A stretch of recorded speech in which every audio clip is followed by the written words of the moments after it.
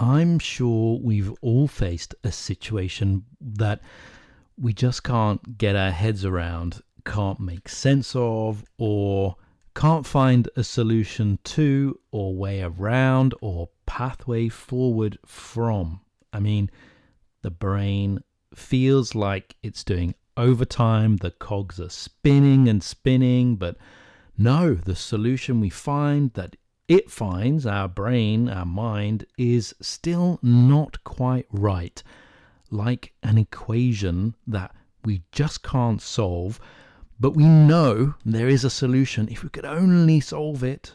Like a balance sheet that we know should add up, but we can't see where the missing zeros are from, or why there's stuff missing in the first place. So you go over it again and again. Well, this is also the mind and us. When we're identified with the mind and living in the mind, when the self is trying to navigate life with, as, and through the higher self.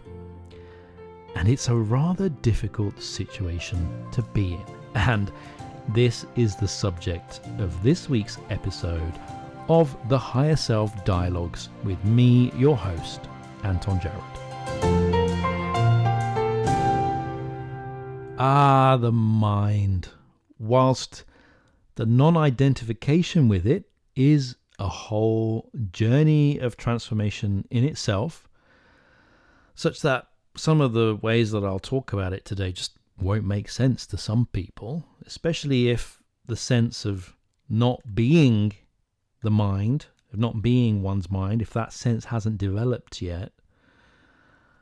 But more than this, and more than this journey, is the journey of then learning how to use the mind as a tool from the less identified state to deal with, to handle, to just reckon with, whilst transformation, whilst spiritual development and apprehension of spiritual reality takes place.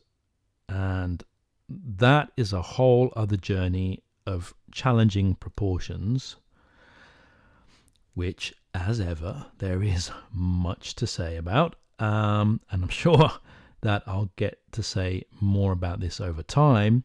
I just have to keep checking with myself, on this point. I'm just getting started with this podcast. There is plenty to cover in time. There's no need to cover everything straight away. Okay.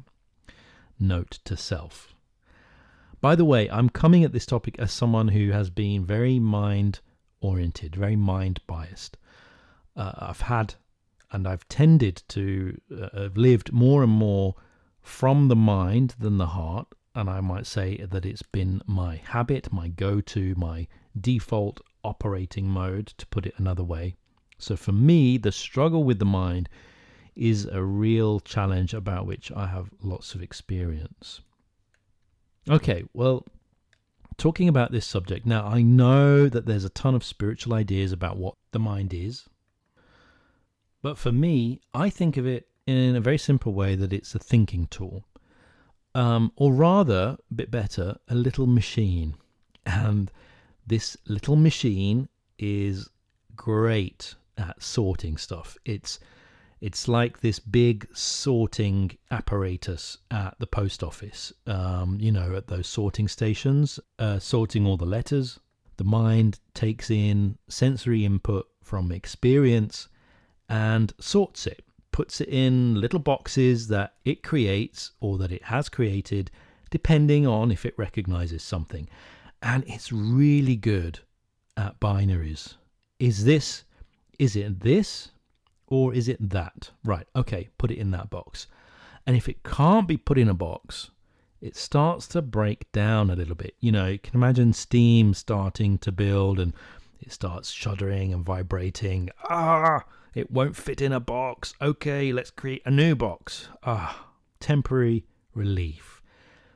Put it somewhere, or put stuff like that in there, in that new box.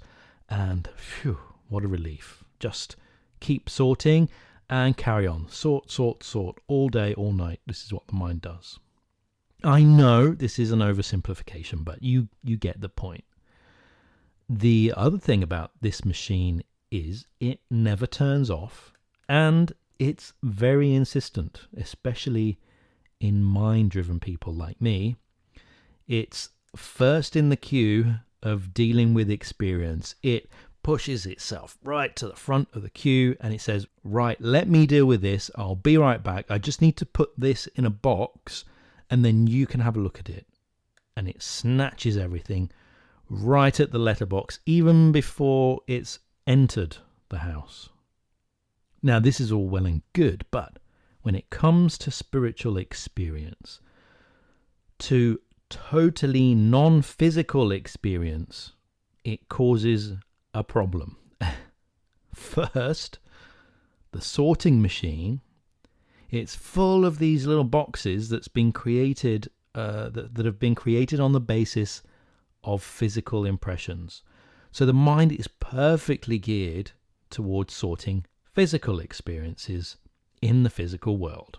And it does that very happily, but it's very inept at sorting experiences that occur from and outside this physical domain. And this is why, well, it's one of the reasons why I think that it's very easy to fall prey to the idea and belief that all spiritual experience is just physical.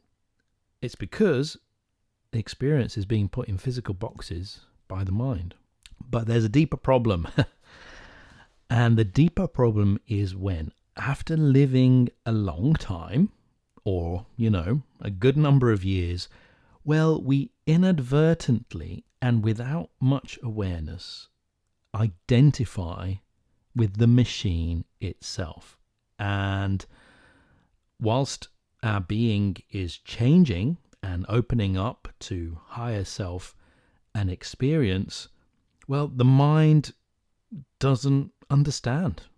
It doesn't know what is happening to the being. It can't understand what's happening to the being in which it lives. Yet the mind tries as best as it can to conceptualize everything, to intellectually understand everything. But the problem is, being is not a concept. Being is. And the mind doesn't do being. It does thinking, sorting, solving. Solve, solve, solve, sort, sort, sort.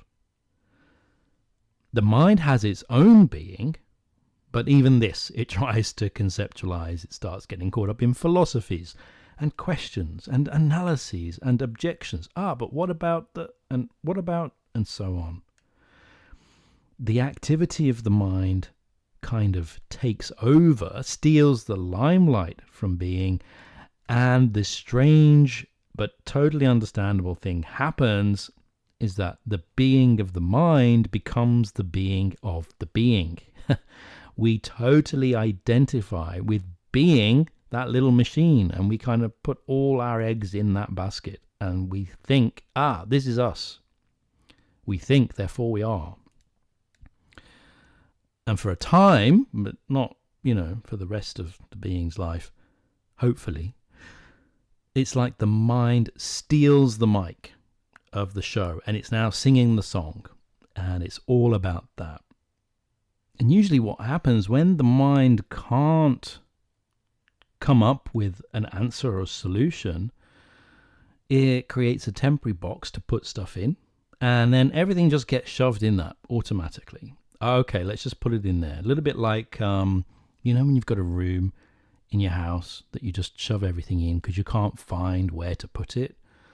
That's where kind of a lot of stuff gets shoved, right? It's a big room full of stuff, and we just don't know where to put it. It doesn't fit neatly in the kitchen or in the lounge or in the bedroom, so we just put it in there.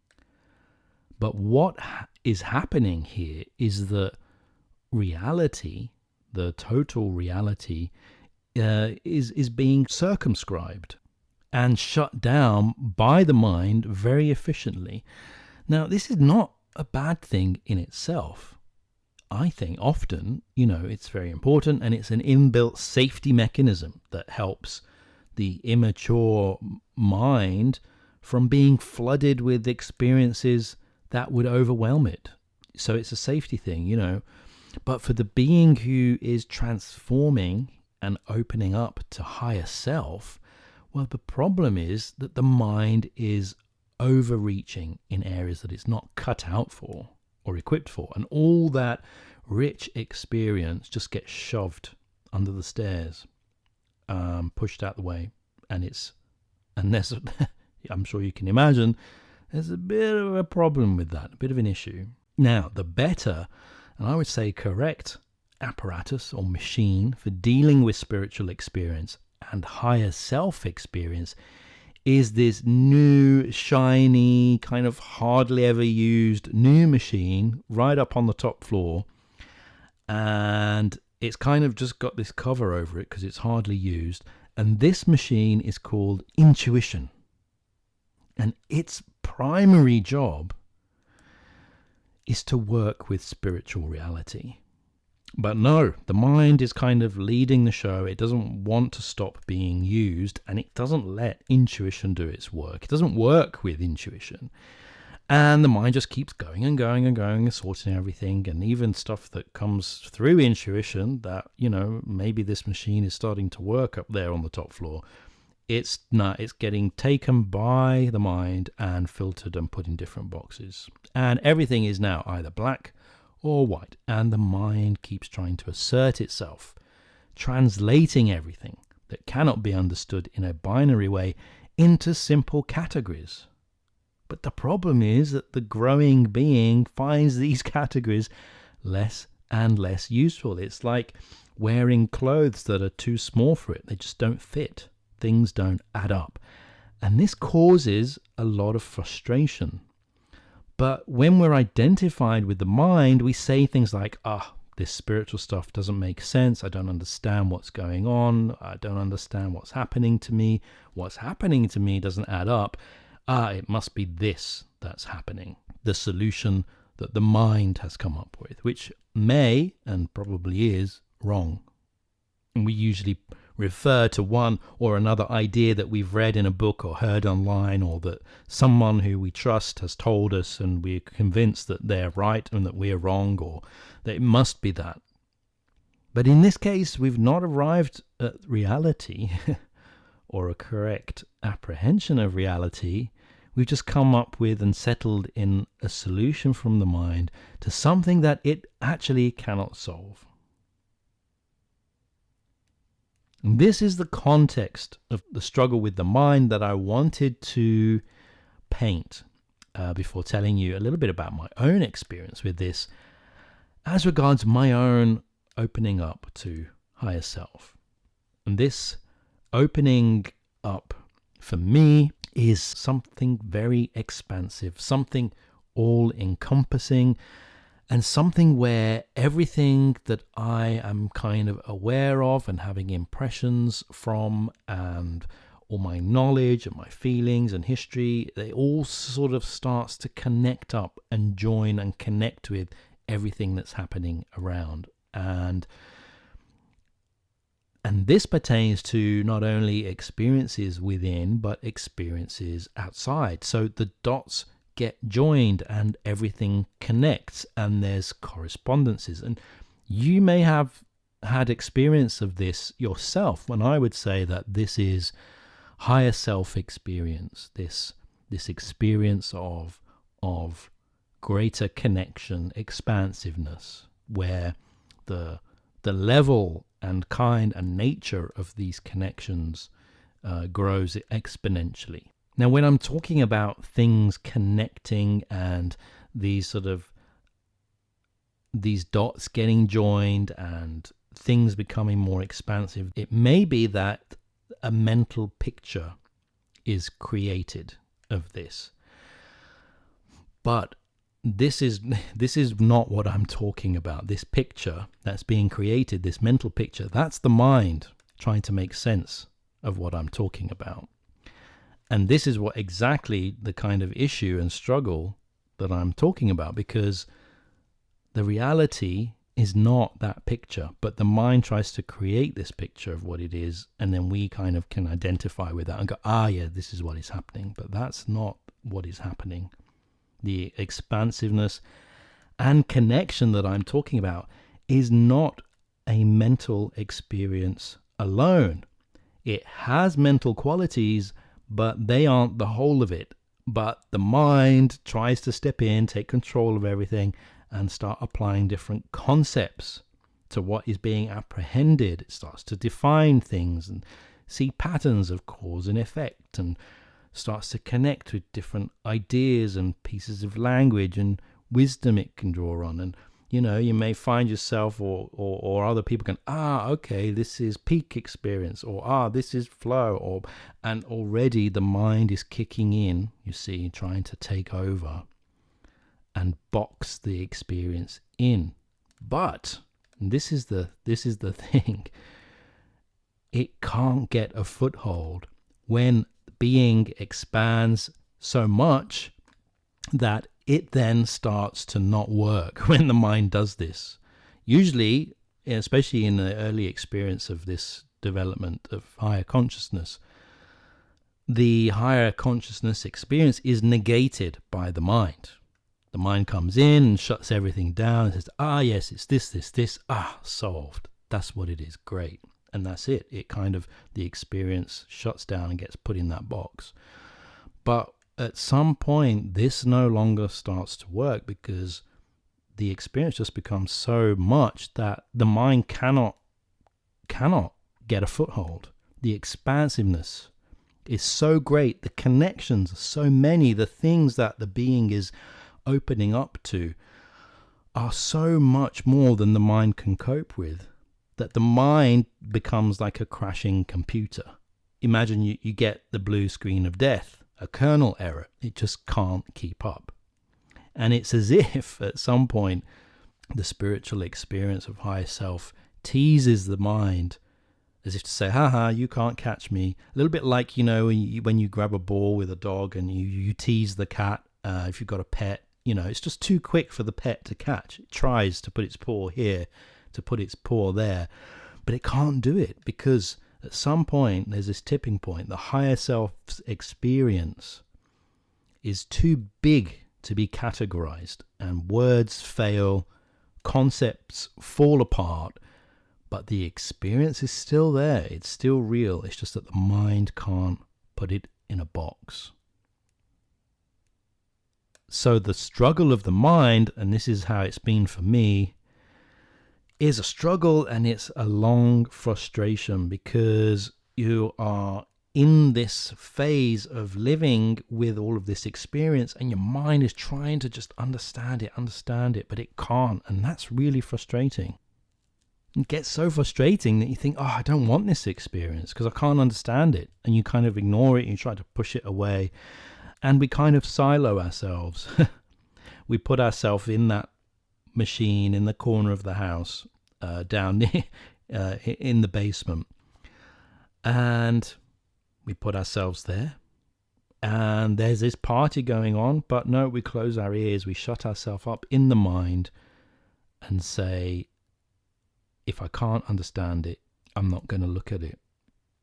But then at some point in this journey, I managed to be less identified with the mind and at the same time more comfortable with intuition and how that worked, and many other things which have also been developing over time, actively and passively.